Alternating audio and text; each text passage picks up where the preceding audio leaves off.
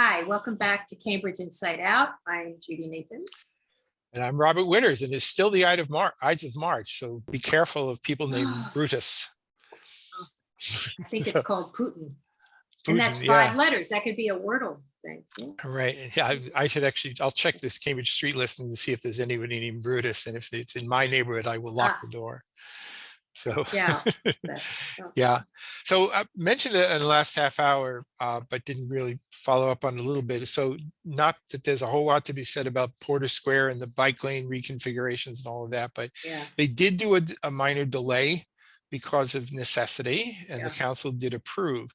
Since then, there's actually was a letter published locally from 4 city councilors.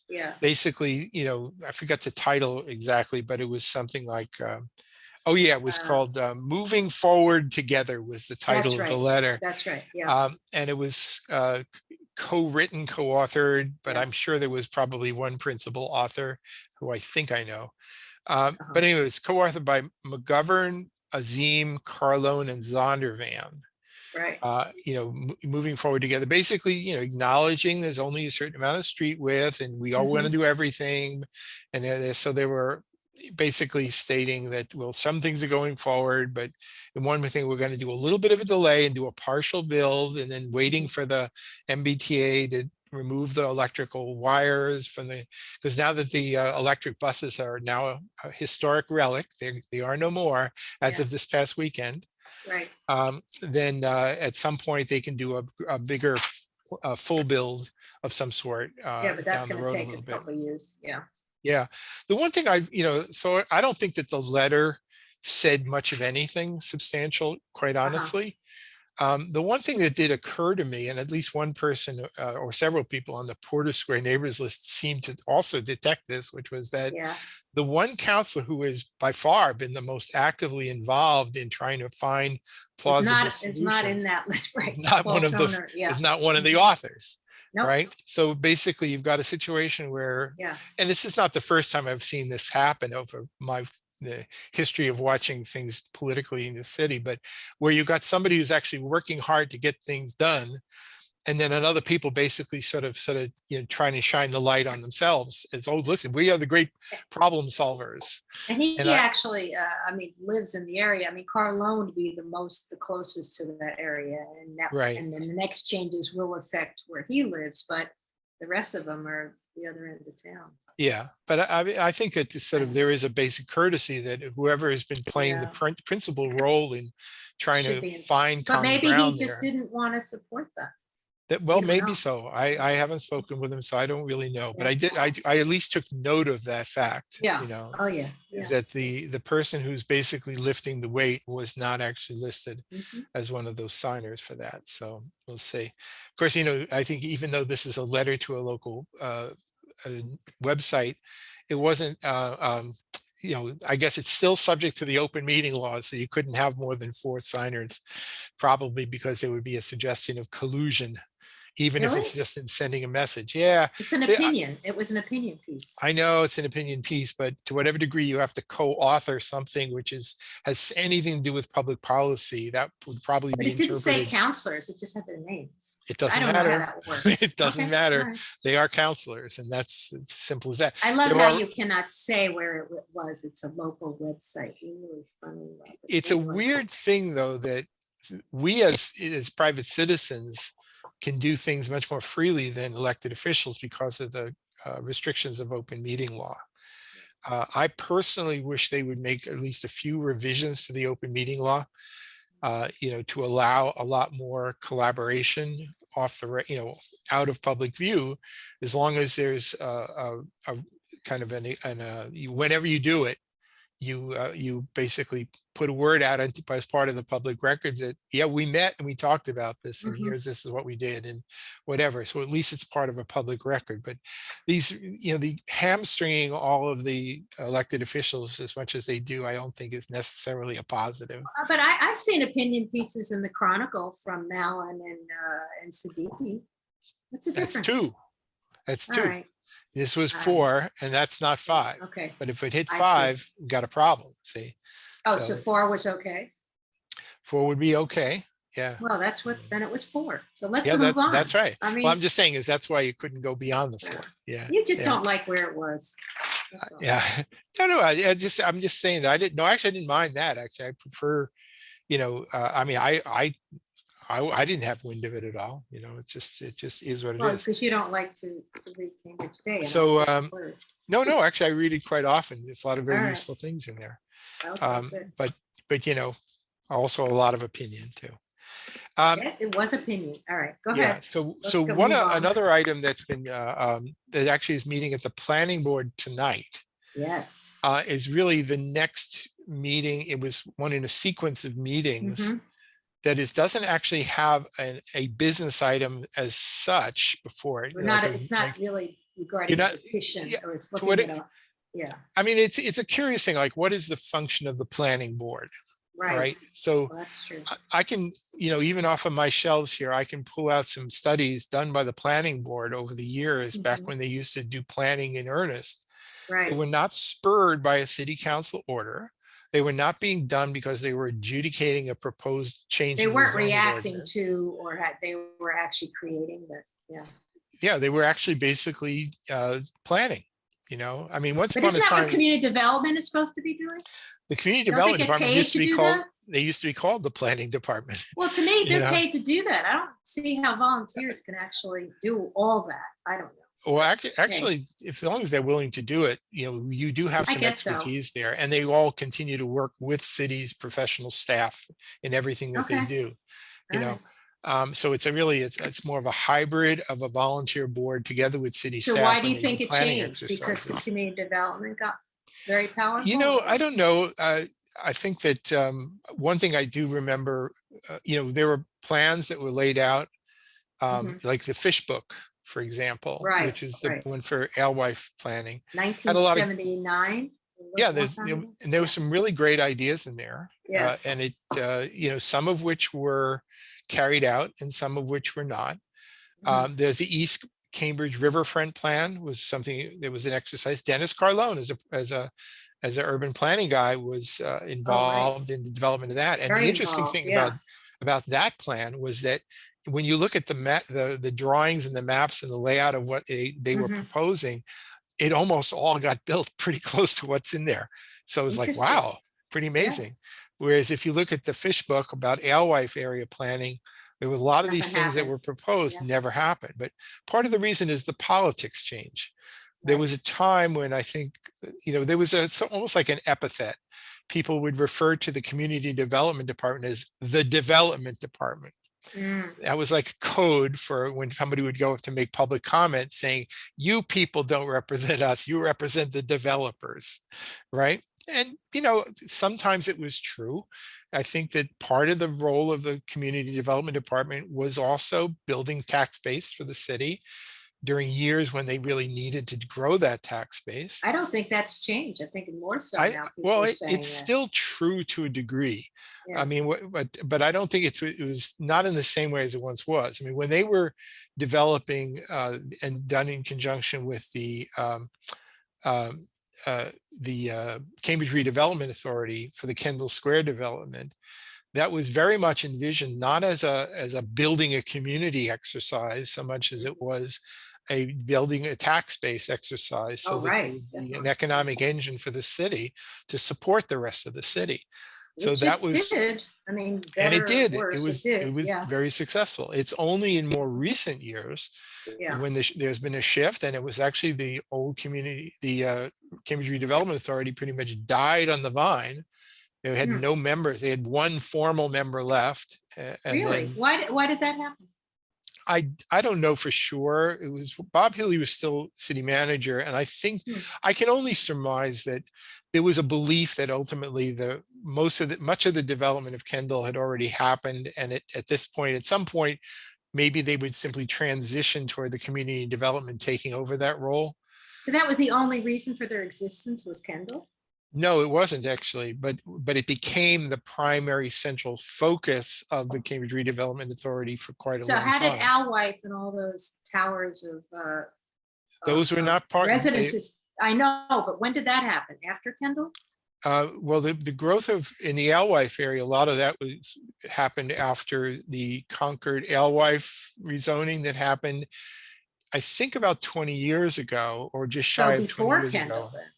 No, not by a Oh, long shot. Kendall was oh, already really? primarily built up. Okay, all right, What 20 happened when years they ago, you're right, yeah. changed, when the redevelopment authority had sort of died on the vine, Yeah, you had to make a decision. The decision was either you basically take it out to the field and shoot it, or you revive it. wow. And city Huh. manager Bob Healy then made 4 very enlightened appointments to grow it back to its full 5-member board. And that included Margaret Drury, Kathy Bourne, Conrad Crawford, and I think Barry Zevin was the gubernatorial appointment. And I'm spacing out on the 5th person on there. And they actually changed the redevelopment authority into a more of an activist type of entity. And a Okay, lot of the housing development that has happened within Kendall since then is very much, I think, attributable to a change in the okay. board of the All right, but that's redevelopment not, authority. all right, but I'm still talking about the other end of Cambridge where you have 1,000+ units of housing with no outlet. I mean, how did all that happen so Well, easily without any? one thing I think is, the way I would explain this to somebody recently, I said that Yeah, in many respects, these sort of former industrial areas in the city were almost like, they were almost like reserve bank accounts. I see. Not for money exactly, but basically of developable land, so that in order to sort of keep the residential tax rates reasonable and whatever, by bringing in commercial development to basically pick up a lot of the necessary revenue, they basically would promote the development in some of those areas. So the Concord Alewife plan came in, and then you started to see all this housing get built out It's all there. housing. It's not commercial. I mean, it's commercial. I mean, it's Well, private I mean, housing, but still. if this was in like the late 80s, and actually I'm not going to make a direct connection between the existence Yeah. of rent control or not, but once upon a time when rent control was in place, the city didn't really worry nearly so much about housing policy or housing development. They probably, in retrospect, they probably should have, but they weren't. Yeah, yeah. So, and rent control properties were very undervalued. You could Yes. not balance the books of the city on those undervalued properties. So they actually incur, or they like the fact that all this new housing was going in. You think? Right. So what happened back then is that the commercial development was really the only way to basically drive the revenue. So, and you because of the Tax Classification Act, you could skew the rates. So it was like 2.5 times the rates. Right. That's right. So they basically would bring one, like University Park came online, right? Then one other came online. Then eventually NorthPoint was starting to come online, and the Alewife is one of the last bastions remaining, or at least the quadrangle portion of the Alewife district. But the triangle was developed, but at the time when that was put on, basically when the zoning was remade to permit housing in all zones, this was post rent control. Then it was also at a time when actually development of housing and even rental housing, not so much condo housing. This is all rental housing there. I don't think it's condos. Because actually there was more value in that. I'm pretty sure. No, it makes sense. Also for a developer, it would be. Right. So if you're a developer, that was a pretty good investment to do. So that's what it started happening in big ways, So we don't have as many. I think I'm probably slightly wrong on this, but since NorthPoint is already pretty much sort of laid out as a large planned unit development long term, it's really the quadrangle may well be the last remaining money in the bank, developable land. I know, but it's a shame that it's. I mean, everyone. Well, the city should have been. They should have done something about this. They really should. The planning people and the city council should have got ahead of that. Instead, they waited until properties were. Oh, can't do it. Oh, you gotta stop now. And then some big players came in, bought the properties, and then only afterwards, when there was a potential development plans, maybe being floated, did they then say, "Whoa, moratorium, moratorium"? They're not. I know, and that's going to go. I mean, I listened to that. That was recently or something, and it's a shame because the original vision of, and maybe this came out of Envision, I don't know, it was light industrial. I don't That's see that exactly right. happening there. Yeah. So, well, You know, and it's a shame because that's a I mean, I perfect don't- place for it, you know? I mean, I don't want to gripe too much here, but having served on Yeah. the advisory committee for the Well, Envision I Cambridge know, yeah. process, there are a lot of the things that were floated as part of the, not floated, but actually even made I part of the know. final reports that have just basically just been thrown away. And the city council did nothing. They Well, did not nothing on- with this. They Not could have only done that, but something with this. there are Yeah. advocacy groups who have emerged since then, basically Yeah. saying, "Oh, screw those priorities. We want you to just double the heights and quadruple the densities and do this and do that." You know? Yeah, well, not necessarily right there, though. Yeah, I mean, even during Not the in that Envision area. process, I mean, there was a certain Yeah. amount of focus on allowing greater heights and densities along corridors. You know, but then, you know, as soon as, I mean, but then, you know, then missing middle thing came through and basically said, yeah, why do it just on the corridors? Let's just densify everything, you know? I don't know. So that's kind of sort of in abeyance right now. By the way, that is related to the discussion I believe the planning board is having tonight about Yes. the Single family and multifamily housing, right? yeah. Okay. So Patty Nolan had a committee meeting, I don't know, a couple of years ago Oh, yeah, to begin a Well, discussion about right. relaxing certain requirements about single family zoning. Mhm. And I think it was a lot of consensus, like, yeah, we ought to allow some more flexibility in Right. those zones. But Right. then other parties sort of got into the fray and basically say, well, let's just eliminate all single family zoning straight away, with the caveat that, oh, but you know, you could still build a single family home if you wanted to. But you know, in a way, it's sort of like saying, like, well, let's just change the zoning to allow laboratories to be built. But you know, if property owner could still buy the property and still build a single family house, which will never happen, you know. What do you Now, mean? well, I mean, the thing is, just because you say that you can still build a certain type of structure, and again, Yeah. I'm not proposing that single family homing is the be all end all of anything here. But you know, if you change the zoning that basically allows far greater development potential, Mhm. then you know, sure, if you're a billionaire and you want to keep a nice single family home there, when the property changes hands, you say you purchase it and because you want to have your nice little mansion there, then I guess you can afford to do it. But if a property developer comes in and says, I'm going to buy that property, and yes, it's no longer zoned for single family, but I can build now up to 5 stories or something like that. I don't think that's going to happen. That's not what they're saying. Well, I I don't mean, I know think really there'll what's be, I gonna mean, if come they out. actually got to that, it wouldn't be 5 stories. It would be, you can make this into, you know, a house that has 4 units in it or something. That's what. Yeah, I mean, I think ultimately there are a lot of voices. You'll never get that that are- far. They're never going to make an A district or whatever it is be a 5-story structure. I don't. You know, I don't know about that. And the Yeah. reason why I say I don't know about A that is lot that of pushback. but there are examples of you know, just on quiet, you know, side street connector streets that have 6-story apartment buildings on them, even in my neighborhood. So they're there. I know, but that's not Brattle Street, and that's not. Well, I know the West Brattle Street Cambridge, issue is another okay? matter here, right? Yeah. You Well, know, that's, I think it's when you look at those maps of where those single family houses are. right. That's So where it the way is. I'm It's looking not- at this though is that so it was a healthy discussion to bring that in front Yeah. of Patty Nolan's committee to sort of Right. bring in the conversation. But then it started taking on a life of its own and became kind of politicized and sort of like Oh, there and is then now the this missing middle thing. well, and all right. So that, there's yeah. now this, I think it's a complete falsehood that's being put out there that, well, we need to adjust this here because if we allow you to build this in a different sort of way, somehow miraculously housing is going to become more affordable.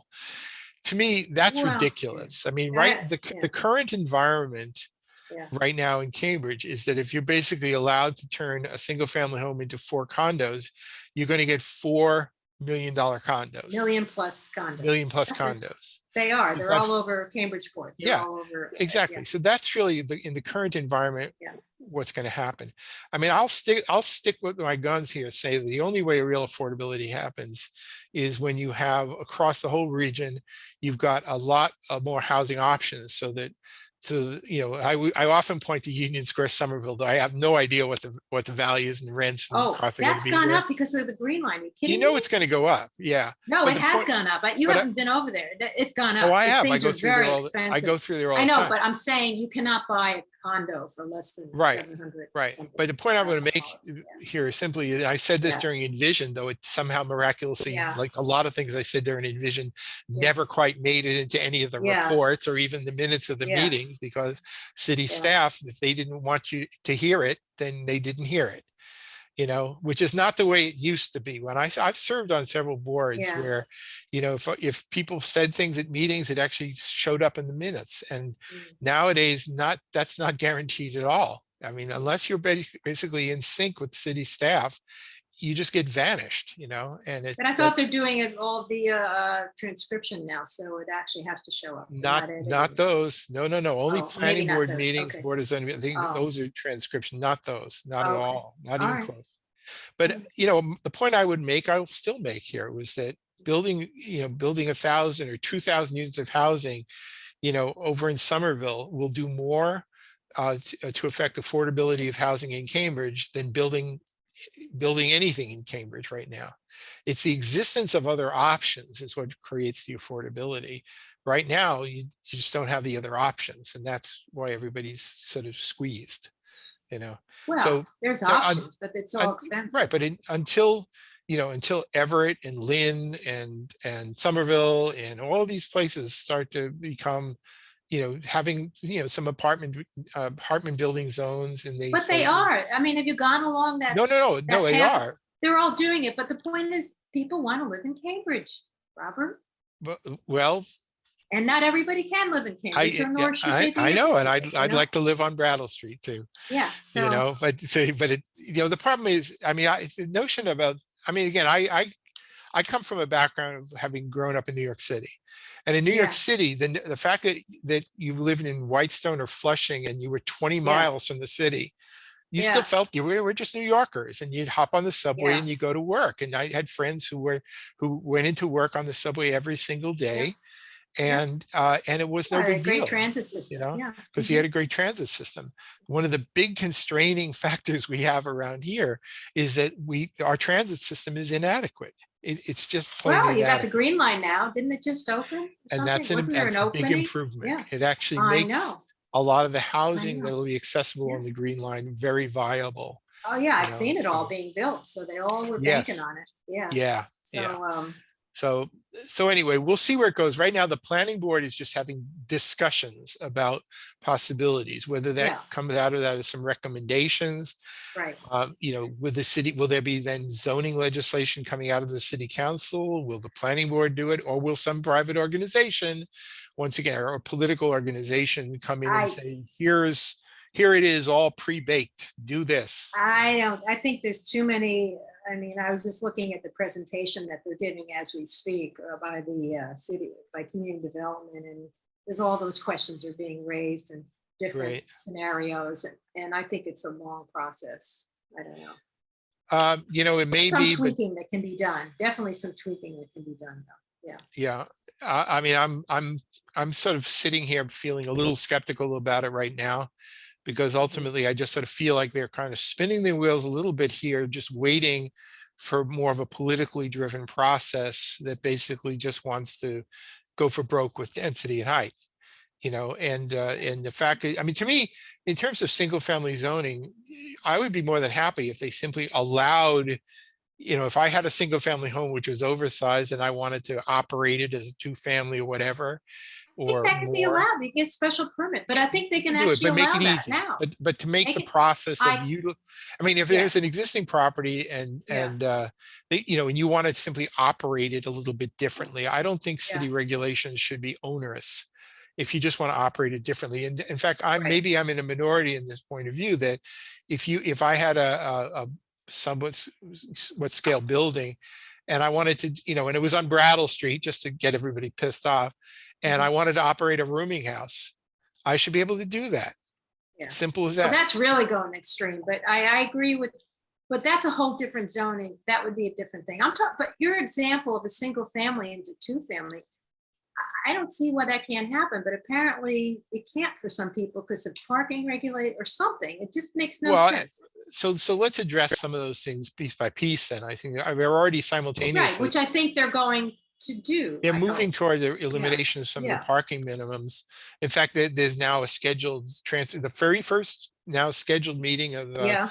Mr. Azim's Oh, Committee on that's right. He's the Transportation chair of that. Yeah. dealing with the parking minimums is now scheduled for, I think it's in March, or it could be April. I'm not sure now. Okay. I'll But go you look check at the this then. calendar to see Yeah. that, but I saw that there today. Okay. So, some of those things are happening here, but, Sure. you know, I'm, It's common sense stuff that I think Yeah. you should be allowed to do.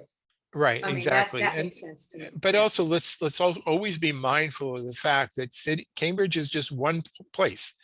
And I know. it cannot Can't do solve everything. all problems of You can't have affordability or all- availability of housing Or unilaterally. transportation. Transportation. Or, Yeah, it's just- exactly. I'm sorry. We should have so- bus bike lanes. Sorry, that's my last thing. I Should be absolutely bus agree bike with you on lanes. that, No but, reason why it couldn't be like that. I absolutely agree with you on that. So let's see. So what are the other things that are sort of coming down? I would say that We the have a minute city and did a half, announce. so yeah. Right. It was sadly one of our Cambridge police officers was found dead at home in Woburn What? What is today. this? Officer Hudson. Oh. They're still trying to find out about this, probably health related, but it's a sad thing. Really? Not but definitely- suicide, or but you worth- don't know? We don't know. Worth noting. And the other thing is the city has now put out the call for nominations for the Outstanding Employee Award. They do those awards every year, Okay. leading up to a mid-May right. in-person at City Hall awarding of these Outstanding Employee Awards. Oh, okay. So, Cool. so Alright. anyway, so that press release went out today. So if you know any great city employees, nominate them. I've been sort of toying with a sort of an April Fool's-ish sort of version of that, which is Yeah. the nominations now being sought for the worst employee award. Oh, that would be bad. Yeah, just for fun, right? So, Yeah, don't do that. No. right. Okay. So, All right. Well, we will not see you till next month, right? we'll see 3 weeks from now. Okay. So, Right. so anyway, we'll until then, au revoir, and we'll see you Stay again. safe, stay healthy, and Be let's well. hope for peace. All See right. ya. Bye.